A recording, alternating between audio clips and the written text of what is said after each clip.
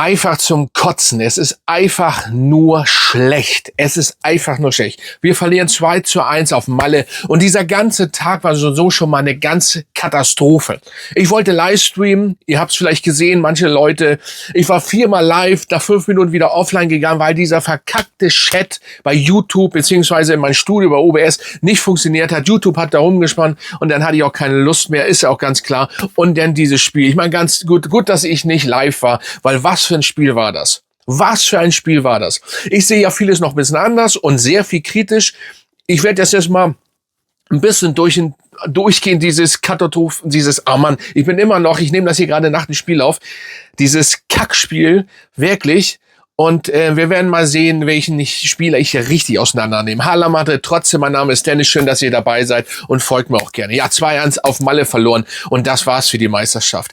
Also ganz klar, die Meisterschaft kann ich sagen, das war's. In der Champions League, das wissen wir noch nicht. Wir machen ja immer den Schalter um. Real ist bei der Champions League anders. Und ich hoffe natürlich, dass wir gewinnen. Aber das wird ein brutales Spiel. Das ist der FC Bayern. Und das, was wir gestern gespielt haben, das war absolut Fremdscham. Das war absolut schlecht. Das war eine Anfängermannschaft. Das war scheiße, was weiß ich wo, hoch 5. Also, und Bellingham eingewechselt, hat man gar nicht gesehen. Vinny hat's versucht, ja. Massantono, unser Eminem-Verschnitter. Also, haut den bitte weg. Raus mit ihm. Der hat bei Real Madrid nichts zu suchen. Arda Güler war noch der Beste übrigens. Und das ist nicht, weil ich vielleicht Fan von ihm bin, sondern nein, habt ihr richtig gesehen? Er war einfach der Beste. Wird natürlich rausgenommen, klar. Schonen auf den FC Bayern. Aber der FC Bayern zum Beispiel hat 2:0 zurückgelegen, hat 2:3 gewonnen. Muss man sehen. Und die wollen einfach. Wir können nur hoffen, dass wir da nicht untergehen. So sieht das aus. Ich hoffe natürlich nicht, weil ich denke immer noch, wir sind Real Madrid, vor allen Dingen in der Champions League. Aber das gestern, wir hatten ich mache das jetzt alles so, Freestyle aus dem Kopf. Wir hatten 63% oder 69% Ballbesitz.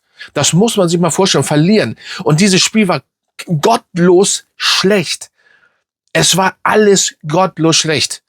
Wirklich. Also alles, ich habe nichts gesehen. Wenn man so, ich sag's nur, auch wenn wir den Schalter umstellen, wenn wir so gegen den FC Bayern auftreten sollten, dann wird Real seine Abreibung des Jahrhunderts bekommen. Das kann ich auf jeden Fall sagen. Und das ist hier nicht Hochgelaber. Denkt mal drüber nach. Denkt mal wirklich drüber nach. Dann gibt's eine richtige Abreibung. Ich gehe natürlich nicht davon aus, weil es die Champions League ist.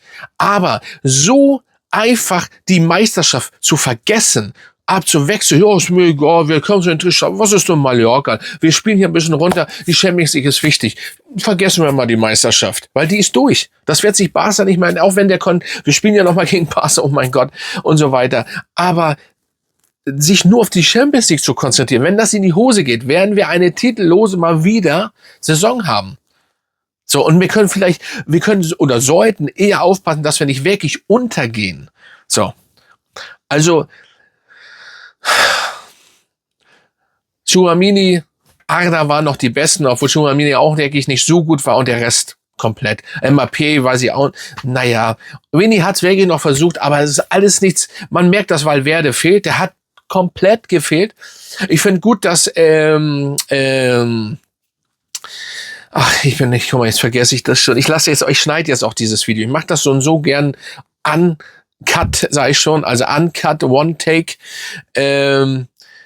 Ich finde, hinten die Abwehr war auch ich könnte jetzt alle aufzählen. Es war einfach scheiße. Es war einfach scheiße. Jetzt weiß ich, was ich sagen wollte. Militao ist ja zurück. Den kann ich nicht die Schuld geben, das war in Ordnung. Ich kann auch nicht unseren Trainer eigentlich die Schuld geben, auch wenn ich ein Fan von ihm bin, jedenfalls als Trainer bei uns nicht. Aber der muss auch weg.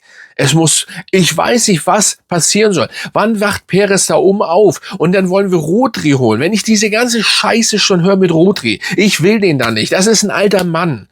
Da gibt's ganz andere. Enzo Fernandes, whatever. Doch nicht ein Rodri holen. Der ist doch auch nicht mehr so, wie er war. Was soll denn das? Und hinten brauchen wir ja keinen, ne? Und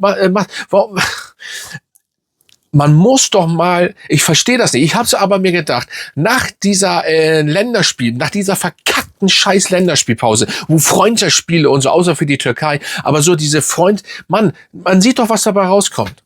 Man sieht doch, was dabei rauskommt. Wir waren ja eigentlich wieder gut in Fluss. Und dann kommt diese scheiß Länderspielpause und was passiert jetzt? Absolute Katastrophe. Also nochmal, ich war froh, dass das dann nachhinein mit den Livestream nicht geklappt hat. Weil ganz ehrlich, wer konnte, das war ein Elend, das war ein Krampf, sich das anzugucken.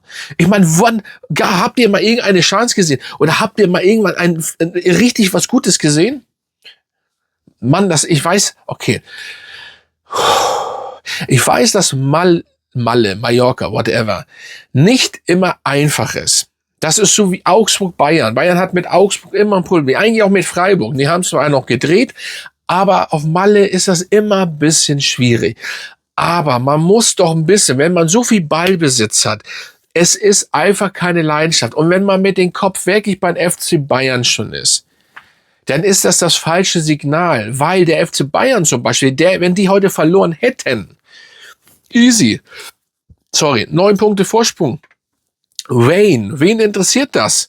Die können verlieren, aber hätten noch die Meister, wenn Barca morgen gewinnt. Oder heute Abend, ne? Spielen die heute Abend. Ach, es war scheißegal, wann der Verein spielt da. Aber dann ist das durch. Die werden sich das nicht mehr nehmen. Da muss schon sehr viel passieren. Und dann spielen sie auch noch gegen uns. Die feiern auch noch die Meisterschaft. Ich glaube, der letzte Spieltag spielen sie gegen uns, ne? Herzlichen Glückwunsch, kann ich nur sagen. Das ist noch richtig Demütigung von Allerfeinsten. Ich kann nur, diese Saison ist schon abhaken bis jetzt. Und ich bin froh, wenn sie zu Ende ist. Also ich bin ja insgesamt froh, wenn sie zu Ende ist. Wenn wir Champions League Sieger werden sollten, bin ich froh. Wenn wir Bayern schlagen, bin ich froh, weil das ist schon der stärkste Mannschaft in Europa aktuell für mich. Und das muss man leider auch so gestehen. Und dann, wenn wir ausscheiden, bin ich froh, weil dann ist das Elend zu Ende. Wie wir dann allerdings und alle Real Madrid-Fans und alle Real Madrid-Creator diese Saison zu Ende führen sollen, ich weiß es nicht. Es ist einfach schwierig. So, und es stimmt so alles nicht. Es stimmt alles nicht in diesem Verein. Und nun, man könnte sagen, die goldenen Zeiten von Real Madrid sind zu Ende. Nein, das sage ich noch nicht. Und Real Madrid ist Bayern auch nicht, aber Real Madrid ist wirklich die Mannschaft, die man nie oder gar nicht abschreiben sollte. Und da stehe ich auch zu. Und ich denke auch positiv.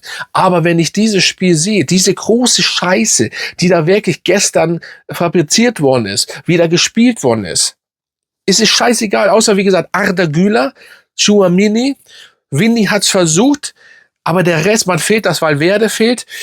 Militao zurück, kann man auch nicht die Schuld geben, das war in Ordnung. Aber Hausen nicht gut, Rüdiger, Mbappé, gut, der war verletzt, hat zwar allerdings auch sehr gut gespielt bei den Spielen da. Und Mastantuono, Alter. Raus, bitte, raus. Aber das habe ich schon die ganze Zeit. Das war so der Fehleinkauf. Aber dafür geben wir denn, ich verstehe das nicht. Wir geben gute Spieler, leihen wir aus und die schlechten behalten wir. Daran sieht man eigentlich schon, Endrick geben wir weg, das habe ich nie verstanden, und Mastantuono behalten wir. Ja, da sehen wir, was für eine Scheiße da läuft. Dann kriegen die Ärzte nichts hin. Der Vorstand, langsam zweifle ich auch an Perez. Ich muss das wirklich sagen. Und ich weiß nicht, was ich da alles zu sagen soll. Außer, dass das wahnsinnig, absolut brutal schlecht ist. Ich habe hier ich mochte nichts einblenden, weil das alles scheiße war. So, man muss so nicht, Hauptsache Real Talk hier. Und ich bin so. Aber ich sage trotzdem nicht, ich sage nur, wenn wir so spielen, gehen wir unter. Aber ich hoffe nicht, dass wir untergehen. Ich gehe auch nicht davon aus. Ich muss mental, wir sind Real Madrid und das ist Champions League. Das ist Schalter warum auch immer. Ist einfach so. Und deswegen, wir werden ein anderes Real Madrid sehen. Das sage ich jetzt einfach so. Aber wenn es eben nicht sein sollte, dann haben wir gegen die stärkste Mannschaft aktuell verloren und dann ist gut und dann ist die Saison am 7. oder am 15. oder wann noch das Rückspiel ist, zu Ende und dann war's das. Punkt.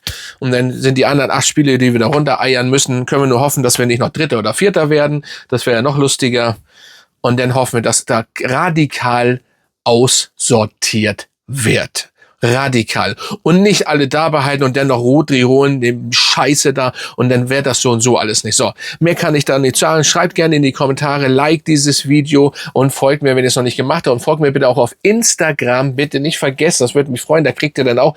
Und natürlich auf TikTok, Freunde. Also, haut rein, Hala Madrid.